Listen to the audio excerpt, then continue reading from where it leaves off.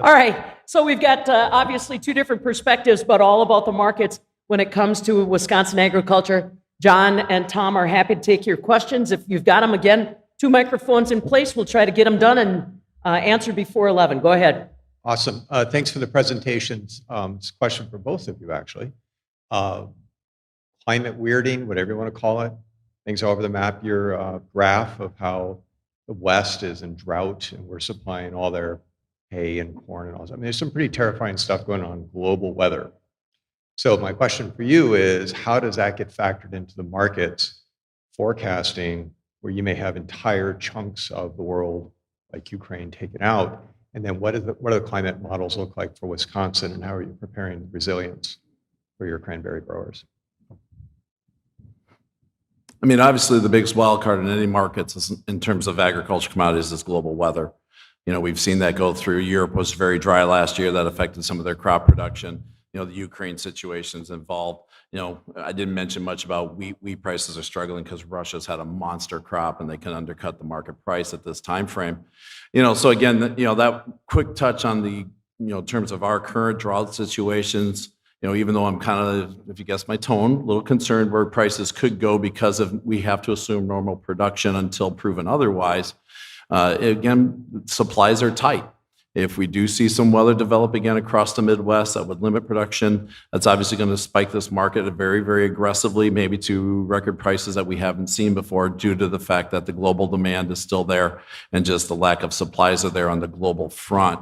You know, so again, that's a wild card. You kind of plan for it. When I talk about price flexibility and what producers need to take a look at, again, you protect your value now, but you keep something over top. The U.S. farmer or any producer's got the ability to re-own their products after they sell them, and those are some of the tools that are available to them to keep that wild card in place in case prices do take off again. So from that standpoint, we'll see what happens with global weather. You know, last year Brazil had issues. This year they got a great crop coming. It's going to be massively large. It's going to probably weigh on those prices as we move into the spring. And then we'll see where the U.S. crop develops as we go forward.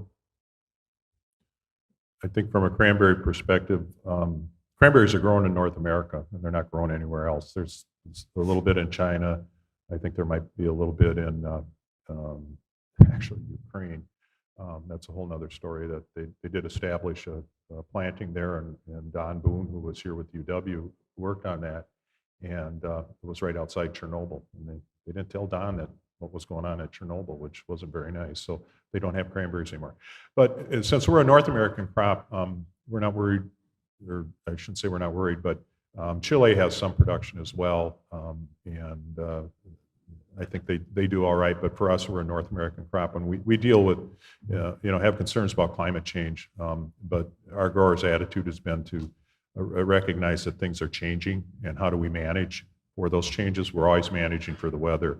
We can get frost any night during the growing season, and that's been true. We've had frost on 4th of July because we're in low areas, and we have to protect for frost. So we developed those management practices. We're taking a look not only at the cold tolerance of the vines, but also we have research taking a look at newer improved varieties that are going to tolerate warmer temperatures. We're seeing warmer temperatures. We're seeing more fluctuations in weather. The reason the crop was down this year was we had some quirky weather when fruit was sizing up, and that resulted in a shorter crop. So we're managing for it, and that's about all we can do. Again, we're a North American crop. We're warmer here. The growing regions in Massachusetts and New Jersey are much warmer, and they're seeing a huge increase in fruit rot because of the warmer temperatures. And we've seen a bump up here, and it's resulted in growers have to manage either finding disease-resistant varieties or using more fungicides. Tom, is there anybody else that's adding acres? Like you said, East Coast, and isn't Oregon also got some acres? Anybody, if we're the gorilla in the room and holding our own and renovating, are some of them bailing? I think the costs on the East Coast are higher than here, and Massachusetts has been kind of declining. New Jersey is holding their own, but for relative sake, New Jersey produces 500,000 to 600,000 barrels. We produce 5 million. So keep that in mind. The growth in acreage and planting has been in Quebec. 20 years ago, they didn't have a cranberry industry. Right now, they're the second largest growing region. They have conditions similar to growing here, and they've been adding acreage, and I think they continue to do that. And they produced about 3.2 million barrels last year. So that's a fairly significant amount. And they're able to market that fruit overseas without any tariffs on them. So that's the concern that we have. Canucks. So my husband and I dairy farm, and I'm part of some national work to bring farmers together around managing the supply of milk. So what can we learn from cranberry growers about how you got agreement from the producers to take those steps? I figured that question was going to come up. I can tell you it's the worst idea they ever came up with. And the reason I say that is we've only used it 3 times in my 30 years with the growers. The challenge is that you have to come up with a number, and working with USDA, they came out with their final decision on what we could do for the 2017 crop a month after we harvested it.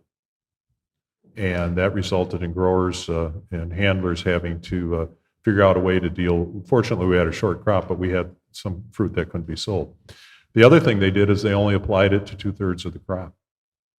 They only applied it to growers in the Ocean Spray Cooperative, which I think obviously was a political decision. All of it's political, but the inequity involved in any type of supply management situation is horrible, and and this is just my opinion, but I think our federal marketing committee does a lot of marketing overseas and domestically, which is huge for us. The supply management, because it has to go through USDA, just doesn't work. And I can't imagine the dairy industry having to deal with that. I mean, we're a small industry. And that's my 2 cents on it. It just, for us, it was a nightmare, and it's not necessarily because of the concept, but of the way that it's managed. I remember interviewing Tom. He was not a happy camper. All right, it's almost 11 o'clock. We'll take another break.